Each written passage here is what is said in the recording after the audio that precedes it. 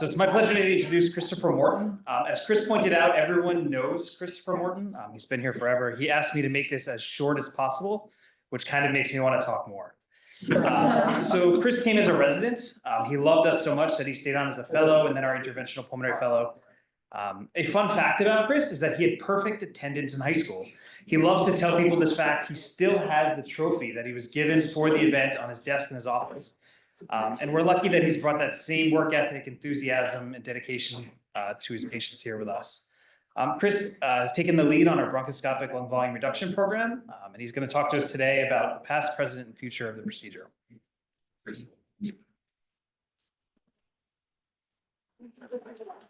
Thank you, Kyle. And to be clear, the award that's on my desk was given to me by Rebecca, our secretary, after she learned that fact about me. So I actually did not get an award, but the fact remains true that I did have perfect attendance. Okay, we're going to talk about bronchoscopic lung volume reduction today, past, present, and future. I have no disclosures, but if you like know that somebody has some, I'm happy to take them. So today we're going to go over the history of bronchoscopic lung volume reduction and why we care. We're going to review the evidence behind bronchoscopic lung volume reduction. We're going to discuss patient selection and the procedure itself. And then we're going to look toward the future of bronchoscopic lung volume reduction. As we know, any good talk always starts out with a patient story. So as this talk is 3 times as good as any other, it starts out with 3 patients. These 3 patients were sent to me for evaluation of bronchoscopic lung volume reduction. And today we're going to learn a little bit about what makes a good or an optimal patient for the procedure. So I don't expect anybody to know really right now, but I want you to take a look at these 3 very similar patients. And if you can get out your phone, we're going to take a vote in a second about which one you think might be the best candidate for the procedure.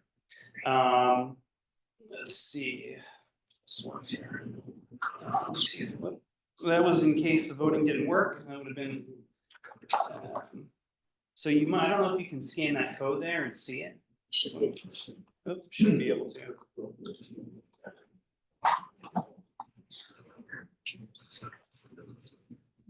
Is it working? Okay.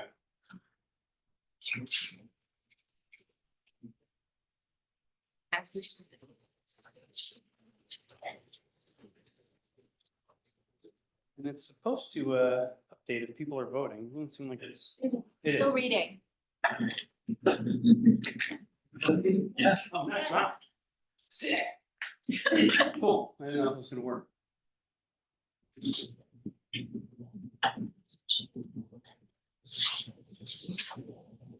is just a one choice. So, okay. So a lot of people think maybe the first patient. We'll go over why maybe not. I was expecting maybe around an even voting of everybody. So these would be the results if the voting wasn't going to work. So, okay, good. So we're going into the talk. We don't really know too much. That's what I'm here for. So why do we care about COPD? Well, I don't need to sit here and tell you about why COPD is important or why we should care about it. We can hear that from Mayor himself. COPD is the most common lung disease and the 3rd leading cause of death, but our therapies are limited. And so I think we all understand the importance of why we need to manage COPD.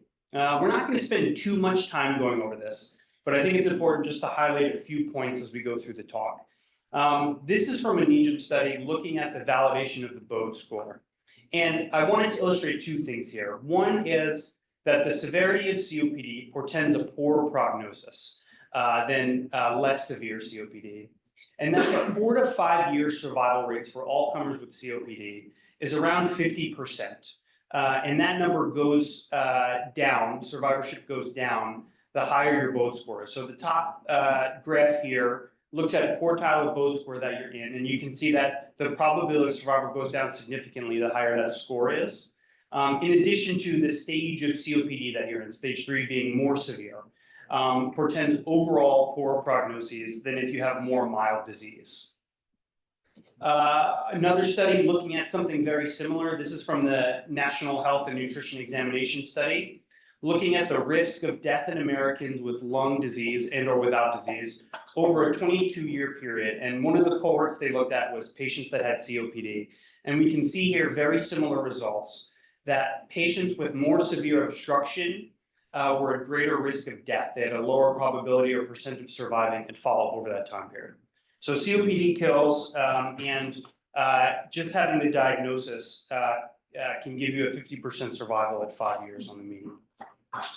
And something else about COPD, that hyperinflation is bad.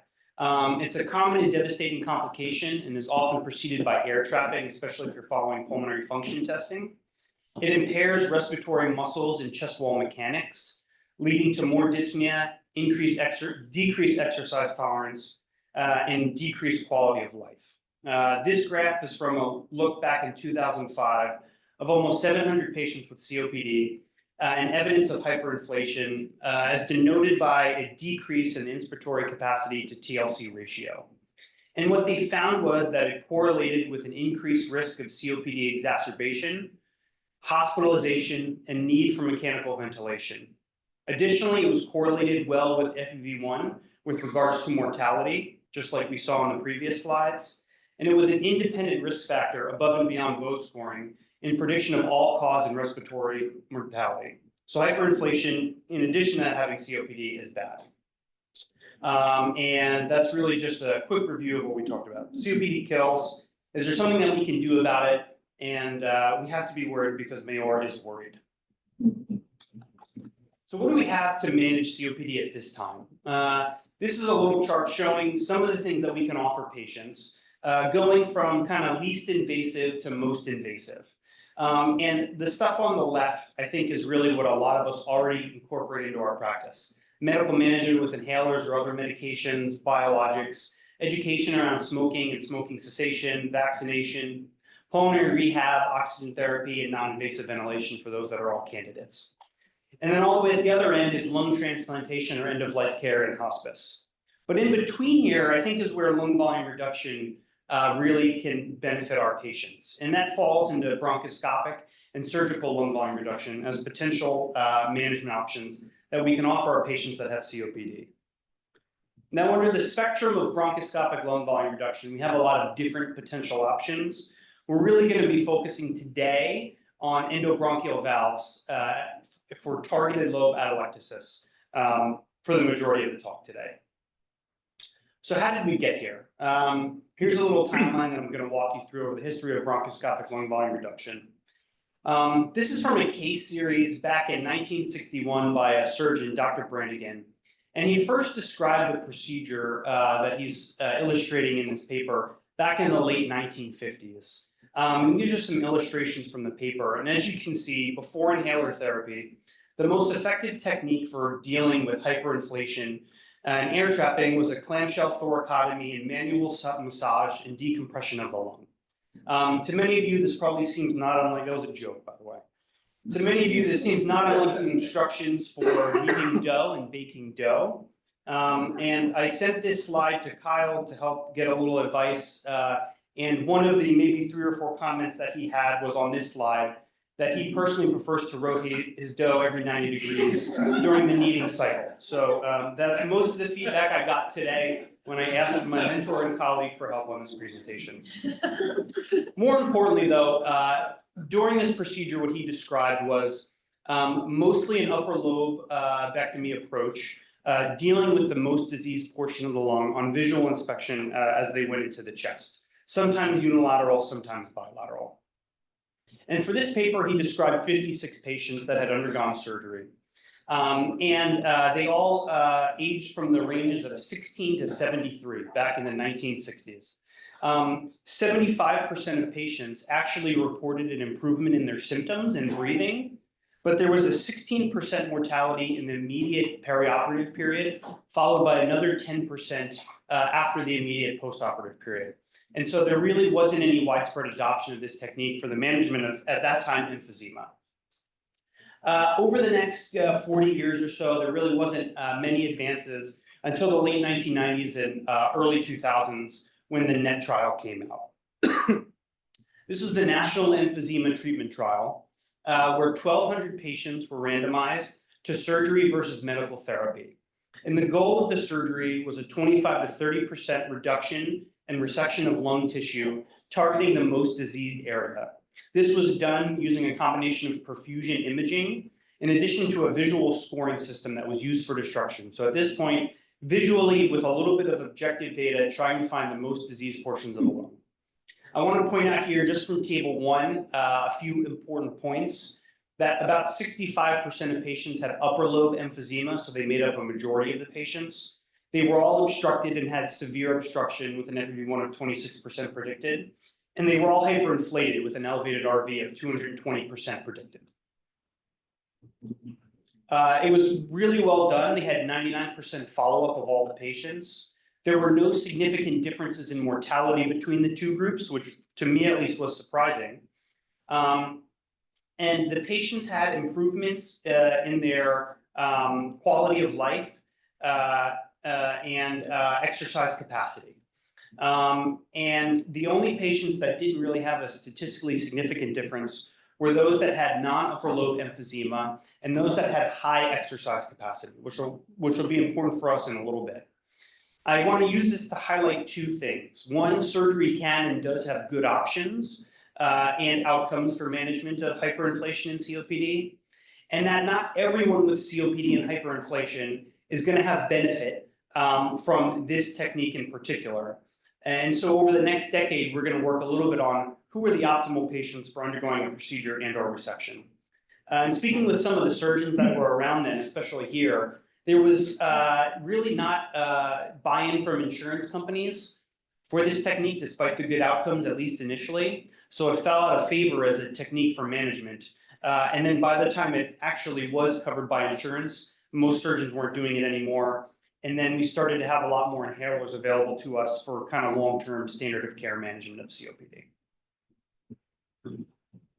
So I want to take you guys to Liberate, which is really one of the big bronchoscopic lung volume reduction trials. But we have to talk about what happens over the next 15 years briefly.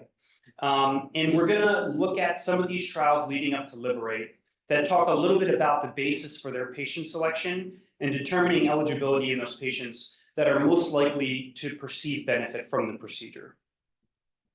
So the first was the VENT trial. This is really one of the first trials that used endobronchial valves for management of COPD and hyperinflation.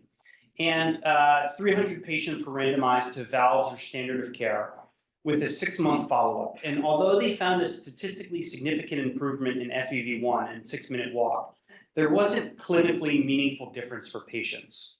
They did find in a post hoc analysis that there was meaningful improvement for patients in FEV1 6-minute walk in clinically, for those that had fissure completeness and lung heterogeneity. We're going to talk about that a little bit during this talk. So I want to walk you through what this is. Collateral ventilation is a concept whereby there's ventilation between lobes or within lobes of the lung that don't follow the normal path of airflow. Fissure integrity is more of an anatomical and visual assessment that can be used as a surrogate for collateral ventilation. But collateral ventilation is really what we're focused on finding for patients that are coming to get evaluated by us. It's mostly measured and determined by Chartis, which is a procedure and catheter that measures airflow that I'm going to show you a little bit later. And it can either be present or absent. So it's usually there or not there.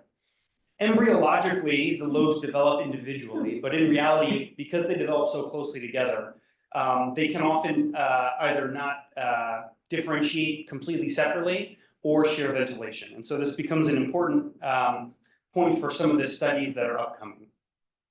So Stelvio took this about 5 years later, and they said, okay, well, let's look at patients that have no evidence of collateral ventilation, so CV negative on Chartis. They took patients that had both heterogeneous and homogeneous disease. And at 6 months, they did find that patients had clinical improvement in objective parameters along with subjective dyspnea scores. So we're starting to get to, okay, maybe we were just missing the wrong patients in the beginning, and now we can find the right ones. Impact was shortly followed. They looked at a short follow-up time of a small cohort of patients that only had homogeneous disease, but again, were CV negative, and found that those patients also did have improvements, again, in subjective and objective data. And then finally, a couple years just before Liberate, Transform, started randomizing patients and having a little bit longer follow-up. They looked at, this time, heterogeneous patients, collateral ventilation negative, and again, mirrored similar results. So this brings us to Liberate, which is really one of the hallmark trials that led to FDA approval for endoscopic bronchoscopic lung volume reduction. It was a multi-center randomized trial done by Jerry Kreiner out of Temple, where patients were randomized in a 2-to-1 fashion to endobronchial valves or standard of care. 190 patients were randomized. They all had no evidence of collateral ventilation based on Chartis assessment, and they had heterogeneous disease. And what they found was at 12 months, so this was the longest follow-up that we had to date in a trial, that there was a statistically significant difference in FEV1 and 6-minute walk distance, along with a decrease in their St. George's Respiratory Questionnaire. So they had clinical improvement, subjective and objective improvement after valves were placed. Not only did they feel better and they were doing better objectively, but their outcomes were similar to some of the other trials, including some of the surgical trials. But we can see the death rate was pretty low, around 3%. Two out of those 4 patients had DNRs. But otherwise, this is probably a little bit on the higher side for some of the endobronchial valve trials. The pneumothorax rate overall was around 32%. 75% of those patients that had a pneumothorax had them within about 3 days. And that's sort of the basis for why we watch patients in the hospital after valve placement for 3 days prior to discharging them. The COPD exacerbation, pneumonia, and respiratory failure rates were around 10% as a composite, which is generally about what I quote people when we're talking about the procedure and setting realistic expectations. So we learned here that bronchoscopic lung volume reduction with good benefit can show sustained improvement in FEV1 6-minute walk and clinical improvement by St. George's Respiratory Questionnaire. But is it better than surgical lung volume reduction? So it took a while before anybody really wanted to look at that. It's past when we started our program here. And this is one of the larger of a few trials looking at surgical versus bronchoscopic lung volume reduction. It was a multi-center trial. It was only single blinded because you had to know if you underwent surgery or not. And their primary outcome was IBOS score change at 12 months, with secondary outcomes of quality of life, change in RV, and change of fat-free mass index. The patients at baseline had no significant differences. Again, they were hyperinflated, they had severe obstructive disease, and they were all short of breath. One of the big caveats about this trial was you can see when it was published in 2023 that it happened and was recruiting and underwent during the pandemic. So a little bit of caveat with those results. But what we found was in the outcomes that they were essentially identical. There was no significant difference in their primary or secondary outcomes between the bronchoscopic or surgical lung volume reduction groups. As far as adverse events, there was 1 death in each group.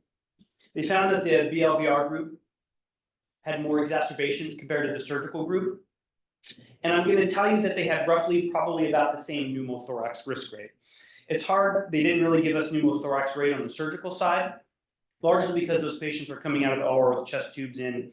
And if the lung hasn't fully filled up the space, they'll usually just call it, oh, it hasn't fully inflated yet, but could represent pneumothorax. But they had a 35% subcutaneous emphysema risk. So in both of these cases, either pneumothorax or subcutaneous emphysema, there's some sort of air leak going on. So I'm going to say that those were about equivocal. The big difference was their hospital length of stay. In the surgical group, it was about 9 days versus the standard 3 days in the bronchoscopic group. So really similar outcomes and similar adverse events between the 2 groups. This also came out in 2022, past that end of the timeline. And if you remember earlier, we looked at BODE score, and that with the higher score, which includes breathlessness and 6-minute walk distance, survival was worse. So it's not a big stretch to imagine if you can reverse 1 or 2 of those factors, a patient might live longer. There's only a couple studies looking at this, nothing prospective. And most of the data is coming from pre-FDA approval and international cohorts. So we don't really have some good longitudinal data from in the States or from any of the follow-up from our Liberate trial. But what they found was when they looked back at about 1,500 patients in the Netherlands, 1/3 of whom had undergone BLVR during the study period and 2/3 that had not, that the median survival in the BLVR group was about 1.7 years longer than those that did not undergo BLVR. And so this really pushes that we need prospective data to see if we're improving patients' lives or we're just making them feel better. So going through all that data, BLVR is an effective alternative to surgical approaches with very similar outcomes. The risk of death is exceedingly low in general around there. And the biggest risk of complication from the procedure we generally quote is pneumothorax rate. And that BLVR itself may portend some longer health term benefits, but it really needs a little bit more study. Physiologically, though, I think it makes sense. So what are we doing here at Yale? Help, I've got COPD and I'm still symptomatic despite maximal medical therapy. We can give you valves. So when a patient is referred to see us for consideration of bronchoscopic lung volume reduction, our clinic nurse Elise matches patients to a preferred provider, largely based off of their personality. We've heard that Dr. Bromley prefers difficult patients that like to talk a lot, so please make sure you include that on the referral when you want him to see them. Before they come to see us, usually the morning of, they get PFTs, and we started doing submaximal exercise testing, shape testing. Because they can now be done in one combined setting, I've combined both Indy and Brian to show you what one good provider would look like if they came together. All patients will have had a CT chest at least within the past year before seeing us. Many patients will have had an echo, although we'll get one if they haven't. And sometimes patients will get nuclear perfusion testing to help assist us in choosing the appropriate lobe if they're going to undergo the procedure. They all get a StratX report done, which I'm going to go over in a little bit as well. And then we review inclusion and exclusion criteria along with the patient. This is our inclusion and exclusion criteria. This is here for two reasons. Don't memorize the slide. There's an epic smart phrase here if you're interested in seeing what the valve criteria is. And I'm going to simplify it for us as the talk goes on. I'm showing this to show you that we do work in our IP clinic. You can see all the things we have to go over. But that this is all the work that namely Elise goes through and puts together for us on an evaluation before somebody comes to see us. And so these are all the things that we want to be able to fill out prior to making a determination on their candidacy for BLVR. So to make it easier, what we're really looking for, we're looking for patients that have severe COPD. They're active, but they're not too active, because if you remember from NET trial, patients really didn't have that much of a benefit if they were too active. They're hopefully non-smokers with a recent CT that we can run through for a StratX report. They're hyperinflated without too low of a DLCO. And I put here no recent heart or lung issues. Common things that patients have had before they come to see us are a COPD exacerbation, heart failure exacerbation. And this is not a referral that you place for a patient while inpatient, like you might for non-invasive nocturnal ventilation or pulmonary rehab. We really want patients in a steady state before we put them through a procedure. They certainly can't have any history of cancer, and for a lot of these patients that have pulmonary nodules, we want to see some stability in the nodule before we would consider them, because we don't want to do this on somebody that has recent cancer or something that's growing. This is the StratX report, the mighty StratX report. So this is a report that we'll get from the company Pulmonx that makes our endobronchial valves, and we'll get it before we see somebody in clinic. We upload a CT chest to their portal that's uploaded into media, so if you've ever had a patient referred to us, you can see it under media after the fact if you want to. And we get some objective information from this that helps us determine if a patient's eligible for bronchoscopic lung volume reduction. The first here is kind of just a visual representation of destruction in the lung. You can see black is bad, right? So that's the most destructed portion of the lung for this patient. We get a measure of fissure completeness. And this is, again, a surrogate for whether or not the patient is going to have collateral ventilation or not. It doesn't go higher than 95. At some centers, they use 95 almost as diagnostic of having no collateral ventilation. Anything below that, a patient is going to need to undergo some sort of physiologic assessment for collateral ventilation prior to valve implantation. We get a look at what destruction of the lungs is based on voxel density at different Hounsfield units. This just lets us know which lobes of the lung are the most destroyed. And then, provided there were some equal lobes in destruction, we have some inspiratory volumes at the bottom that might help us figure out which the best target lobe is. This needs to be obtained before our visit, and we usually like a recent CT. And so that would be something to get for your patients prior to sending them so that we have that done. Okay, so we've met a patient, we've determined they're eligible. What do we do next? We have to get insurance authorization, which we run through before anybody goes through the procedure. They have to approve both the procedure and a 3-day hospital stay afterwards. I think we've only had one issue where insurance hasn't approved it in the past 3 or 4 years. So overall, overwhelmingly, insurance approves it. We have to get together our valves in the Chartis machine, which I'm going to show you. And then we set realistic expectations with the patient. We tell them about the risks. We talk about a risk of pneumothorax and/or exacerbation and worsening respiratory failure of around 10% for that. Revision rates for BLVR are around 40%. And we tell patients that there is a chance that you're going to undergo anesthesia and wake up with no valves in because we found out that you had collateral ventilation positive. It happens. And patients often come to us asking if they're going to be able to get off of oxygen after the procedure. We don't affect DLCO, remember, we're really only trying to help and target hyperinflation. And so patients generally do not get off of oxygen. Sometimes their DLCO actually goes a little bit lower because of VQ mismatch after you get target lobe atelectasis. But sometimes we can get patients using less oxygen, or if they're on very minimal amounts, they don't feel like they need to use it anymore because they're feeling better. So this is what Chartis is. So we bring a patient to the Bronx suite, they get intubated, they're under anesthesia, and we use this machine and catheter to assess for collateral ventilation. There's a flow sensor at the end of this catheter, distal to where the balloon is. And in this case, you can see the balloon is blown up right at the takeoff of the right lower lobe. And the flow sensor at the end of the catheter, distal to this, which is sitting in the right lower lobe, is sensing for flow. And what we really like to see is this top chart here. You can see flow is decreasing over time as that balloon is blown up. The target lobe is getting more atelectatic, less and less flow. This shows us the patient has no evidence of collateral ventilation and that we can target the lobe that we wanted to going into the procedure. If we see this bottom chart here, which would be evidence of positive collateral ventilation, you can see the flow initially starts to go down. I don't know, pointer on here. Initially starts to go down and then picks back up again as that flow is restored via some of those back channels that I showed you.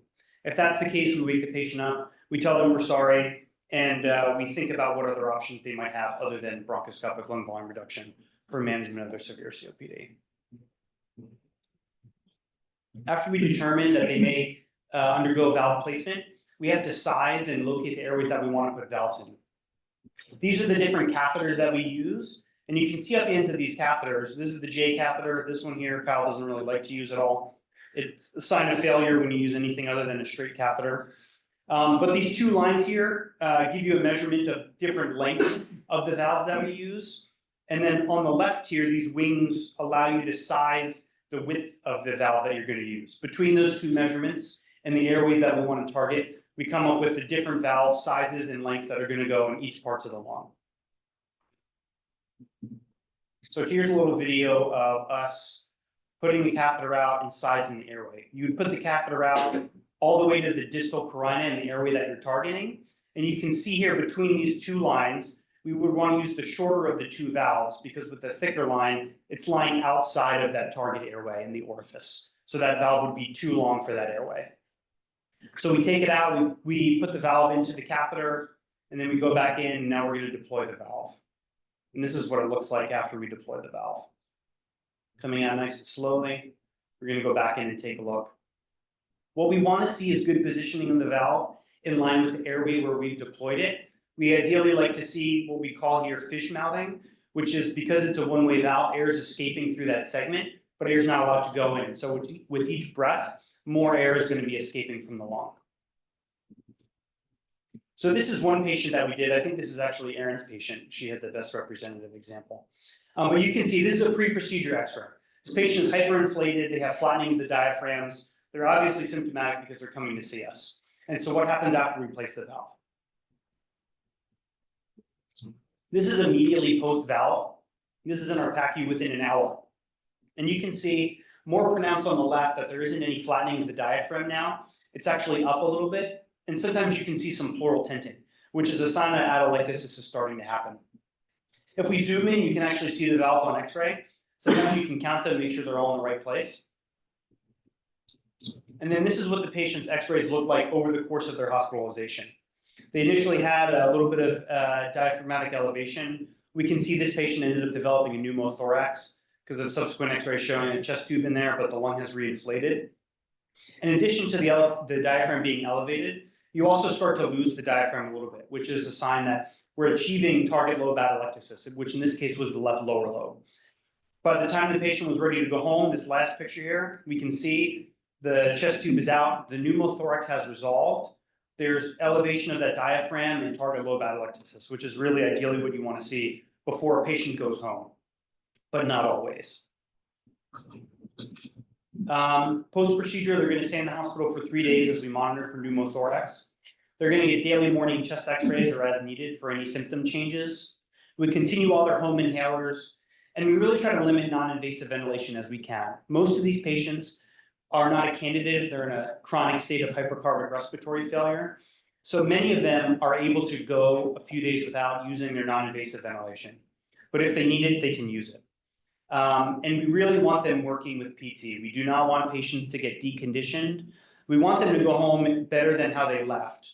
Although a lot of patients won't perceive their maximum benefit until 6 to 8 weeks when they have some VQ matching that has happened over time. Follow-up, this is a loose follow-up schedule, and it's adjusted based on how the patient's doing and if they've had any complications. It's really just a rough idea to show you that we have closer follow-up within the first year, along with repeat imaging and some other objective measures like PFTs. And that after 2 years, they can leave us and they don't need to come back. There are some centers that are considering doing the contralateral side after they've had valves in on one side for a while. We haven't done that yet here, but may come in the future. And the important part here is we're not interested in taking over their general pulmonary care. Their primary pulmonary providers remain very involved in their care while they're in the hospital and especially on discharge.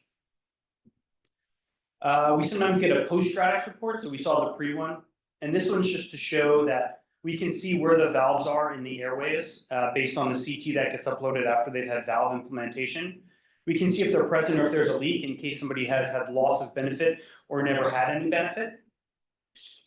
In addition to that, we get a sense of what the volumes are in the lungs based on the CT. You can see for this one patient's report, they had a complete lobar reduction in the target lobe from 1.7 liters down to 0.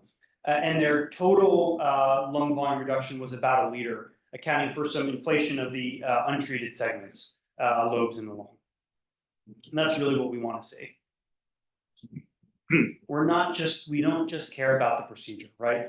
If they're not a candidate for bronchoscopic lung volume reduction, our real goal is to see are they candidates for any advanced therapies that we may not be able to offer. We frequently refer patients to our advanced COPD program. Sebastian is involved with some of our ongoing expansion programs as well. We consider alternative medications, other optimization, or trials if they're available to us here. If they're not a candidate for anything, we can consider referral to a lung transplant program or hospice if appropriate.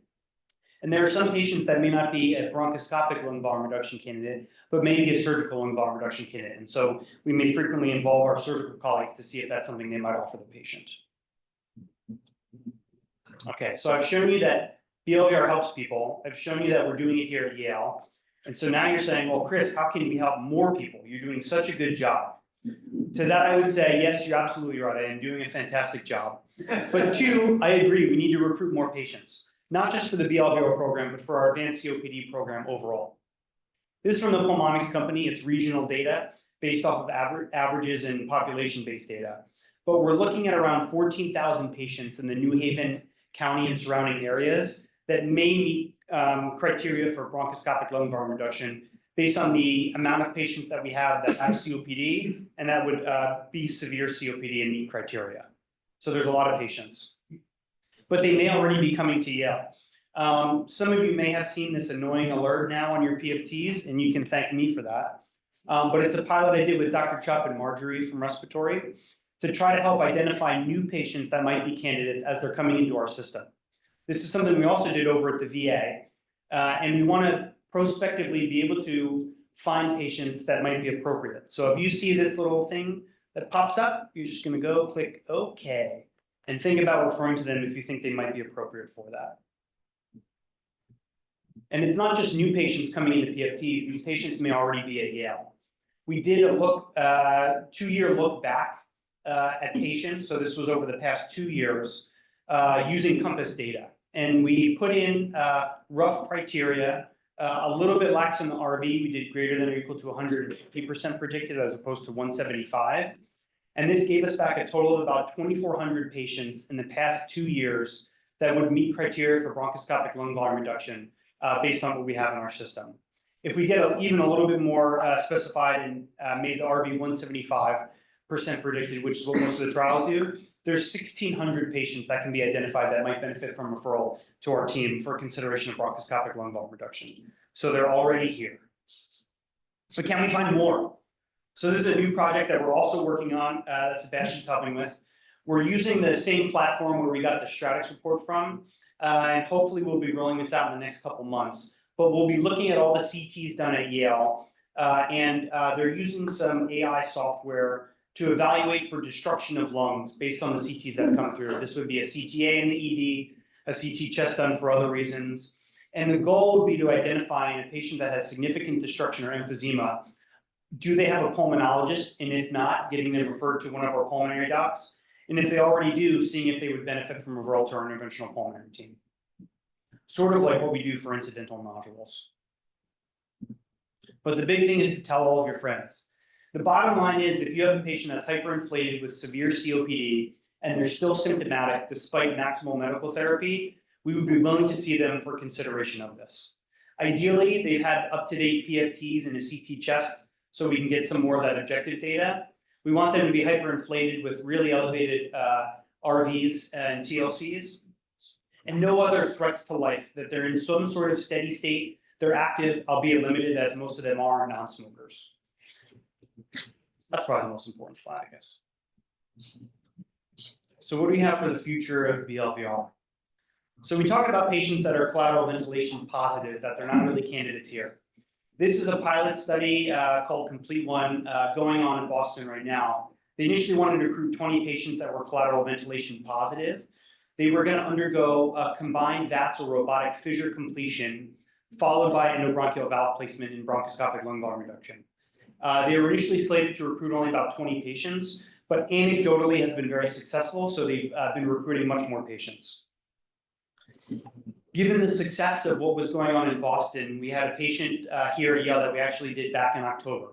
This was the first in Connecticut and probably outside of Boston, one of the first in the Northeast, that did a combined fissure completeness followed by bronchoscopic lung volume reduction with Dr. Donna Sopin, one of our thoracic surgeons.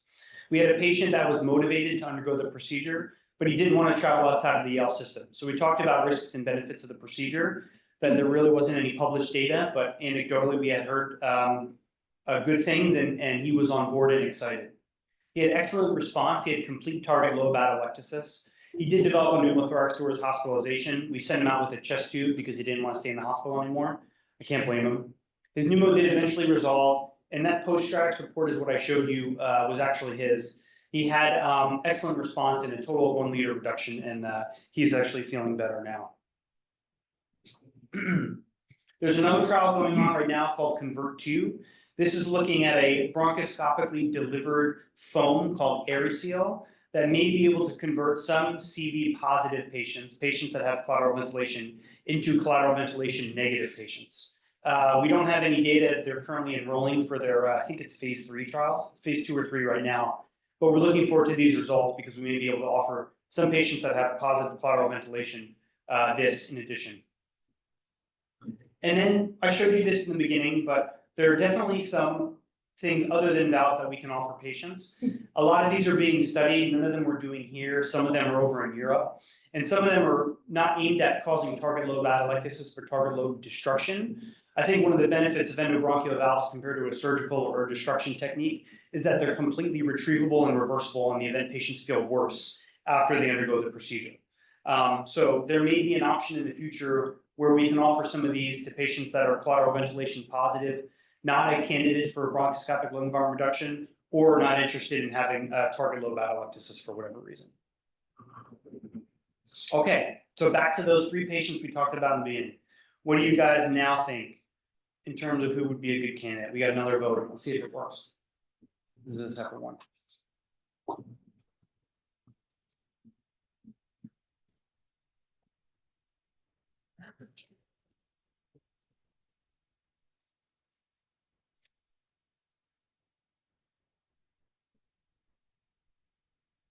That working or no?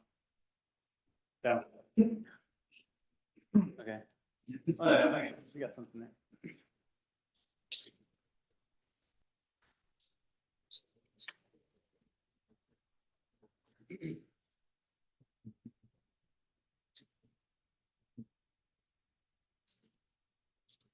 Hey, nobody wants patient one anymore.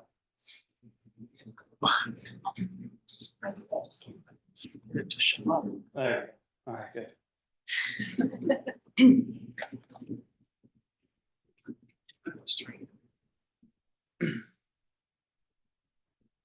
We'll keep moving on. Okay, so you were all right that chose patient one, that on paper she was the best candidate. She really didn't have or meet any of the exclusion criteria. She underwent bronchoscopic lung volume reduction with us. She did have symptomatic improvement. However, she had loss of benefit and she underwent 2 revisions. And she's currently pending a potential 3rd, although developed a lung nodule in the interim. But it's actually improving, so we're just waiting for stability on that before we offer a 3rd procedure to her. But she's motivated because of how she felt after the procedure, that she wants to try and get it right. The second patient, she had some issues. She was still smoking. She had a pretty low DLCO. She had questionable fissure completeness on her StratX, and she had a low BMI. Despite that, she was referred to us and wanted to see us.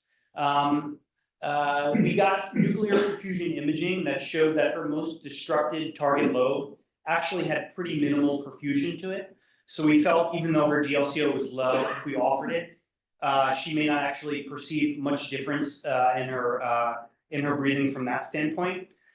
She ended up quitting smoking because we said, well, we'll offer it to you if you quit smoking. And she wasn't interested. She was denied for surgery and wasn't interested in transplant. Unfortunately, she ended up being collateral ventilation positive, so we couldn't offer anything to her.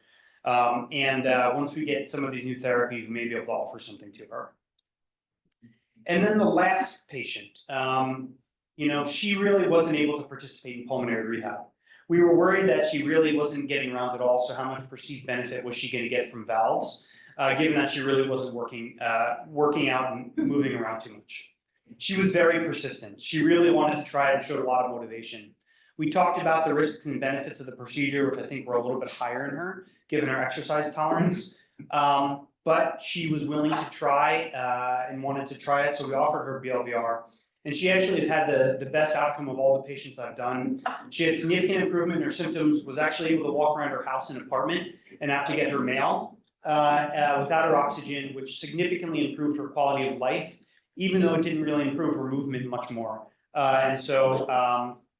All of this is just to say that even if patients don't meet all of the inclusion and meet some exclusion criteria, we're still happy to see them to discuss the procedure with them, because it comes down to every patient as an individual patient, and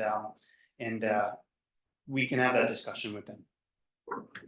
And I think that's it. My job is very easy because of the support that I have from our team, especially our nurse Elise, who really, she's the workhorse of our program.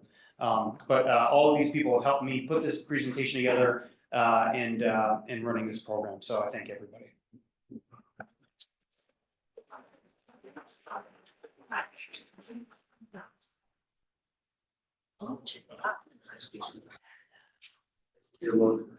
Oh, sorry. That was wonderful. Thank you so much, Chris. So I had a patient who went to one of our former fellows up north in Connecticut to have a young guy to have a valve done, and they did something temporary. Maybe you can explain.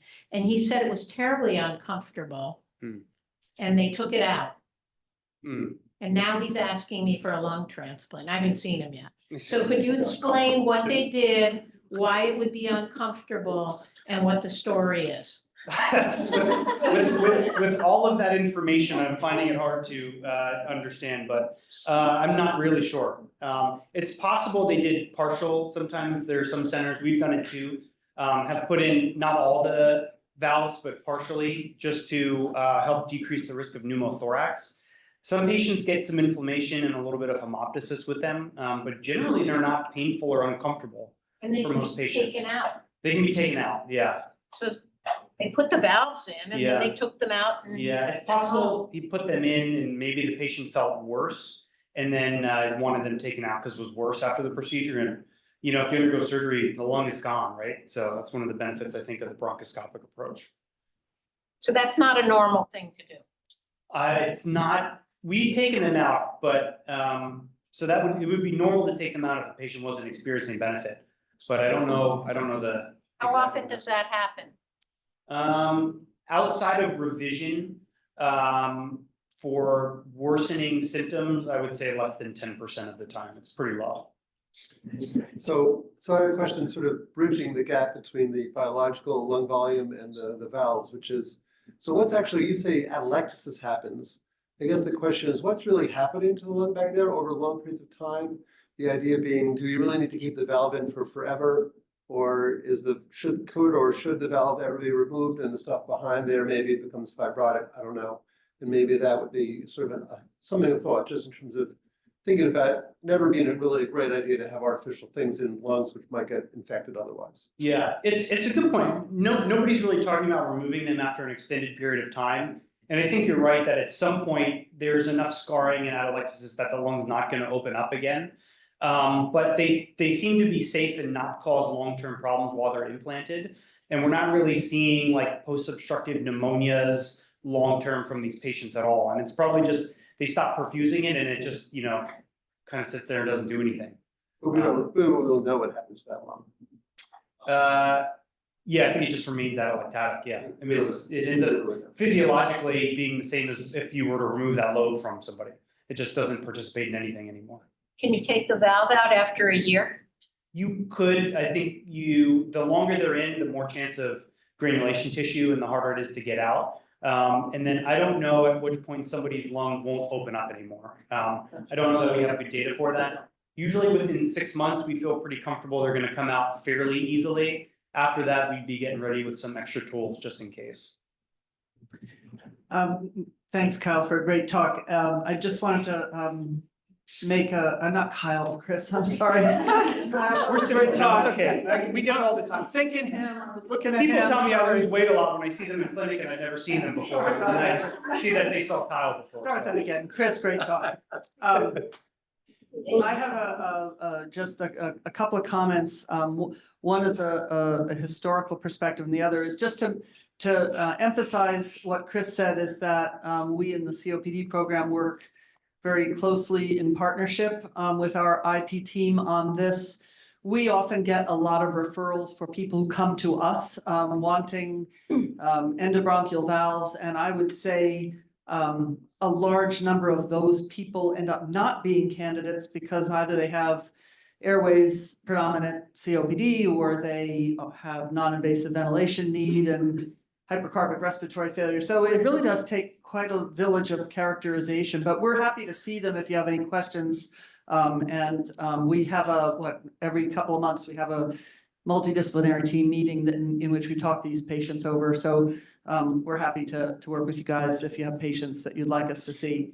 The historical sort of slightly amusing comments I was actually here in 1991 when we were applying to be part of the NET trial. And actually, I wrote the application with our thoracic surgeon at the time, and I physically drove our application to the NIH to drop the packets off because there was nothing electronic in those days.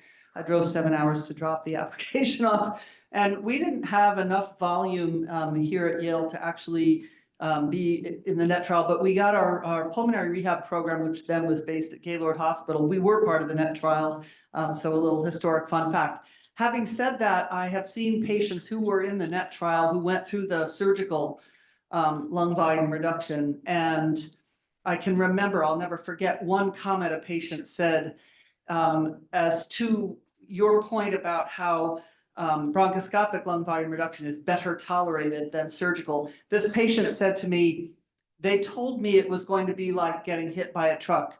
they didn't tell me how big a truck.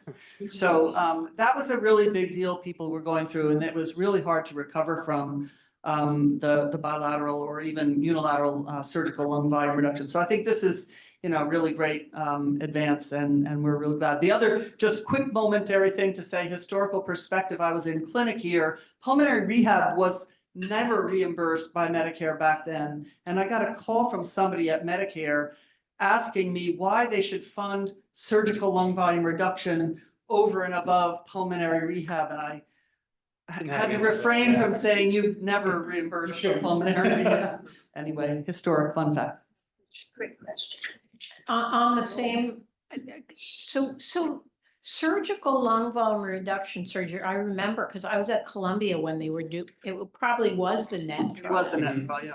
When they did the bilateral ones, there was such high, it seemed like there was really high mortality in the early days post-op. Yeah. How have they improved that? Has that gotten better? I think it has gotten better. I think with robotics, it's a little bit better tolerated, but it's still incisions and it's still, you know, removal of lung tissue and being under anesthesia for a long time. So, you know, Better, you said? but I think surgical technique in general has improved. Sorry, what do you guys say? More now done by VATS rather than the open. Yeah. Yeah, or robotic even, yeah.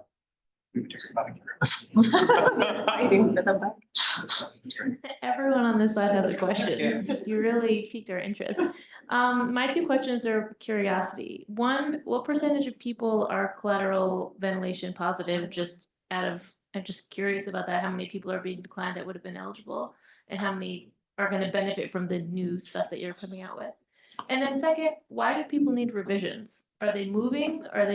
Is their disease getting worse? Like, what causes someone to need a revision? Yeah. So the first question, what percent of patients are collateral ventilation positive? I only have data from patients that we deemed candidates that we tested that ended up being positive. And I think out of about 58 people we took in the year 2024, 2023 to the end of 24, so like a 2-year period, I think about 18 of them were collateral ventilation positive, which is maybe 25 to 30%. And we're sometimes taking patients that are borderline because they really want to know. On that StratX report, if your fissure completeness is about 80%, there's a 50% chance you're positive with collateral ventilation. So sometimes people want to take that coin flip, whereas we may not have said, you know, we think it's not going to work. It's exceedingly rare that if you're 95% or more that you end up being collateral ventilation positive. So it's skewed a little bit just by patient selection. Sorry, so overall from all of us here, yeah. what's the? Oh, that's a good, I don't know, like in a general population standpoint, that's a good question. And in the I don't actually know that. COPDs, you said of the ones that are. Of the ones we take for bronchoscopic lung volume reduction, have about less than- 25 to 30% have been collateral ventilation positive. That's after the StratX report. That's after the StratX and then after we do the physiologic assessment under anesthesia. No. Yeah. And again, if we chose only patients that had a 95% score or better, that number would be much less. But there are patients that want to take that chance that we offer it to, because sometimes they end up being collateral ventilation negative and they can get the valves. Yeah. And then the second question. Why do people need revisions? Oh, why do they need revisions? Yeah, as the lung becomes atelectatic, if you've ever bronch somebody with like a lobectomy, the lung tends to move around and inflate in different ways. And even though we position the valves, we think optimally, they move, they're out of place, maybe it wasn't in the right position. And so there's some airflow that gets around it. And so sometimes it's one valve, sometimes it's all the valves, it kind of depends. There's granulation tissue, maybe they had more, you know, sputum than we thought, that's kind of clogging up the valves and not allowing target lobe atelectasis. So yeah, there's a variety of reasons.